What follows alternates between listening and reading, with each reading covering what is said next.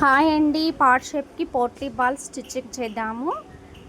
చూడండి, ఫస్ట్ మనం రెడీ చేసుకున్న పోట్లీ బాల్స్ను కట్ చేసుకోవాలి. చేసుకున్న తర్వాత మనము ఎంత విడుతుతోని కావాలి అనేసి ఫస్ట్ మార్కింగ్ పెట్టుకున్న తర్వాత బాల్స్ అనేవి స్టిచ్చింగ్ చేయాలి. చూడండి, ఇక్కడ బాల్ తల పైన స్టిచ్ వచ్చేటట్టు, ఈ బాల్ తల అనేది గల్లకు లోపల వైపుకు ఉండాలి, చివరిలో గల్ల బయట వైపుకు ఉండేటట్టు పట్టుకొని కరెక్ట్ మెజర్ మార్కింగ్ పెట్టేసుకొని ఆ మార్కింగ్ పైన వచ్చేటట్టు బాల్స్ పట్టుకొని స్టిచ్ అయితే బాల్ తలపైన పడేటట్టు పెట్టాలండి. బాల్ అనేది పాదం జరిగే వరకు గట్టిగా పట్టుకున్నట్టయితే కుట్టు బాల్ యొక్క తల మీదనే వచ్చేస్తుందండి. మీరు టిప్ అయితే పాటించి చూడండి.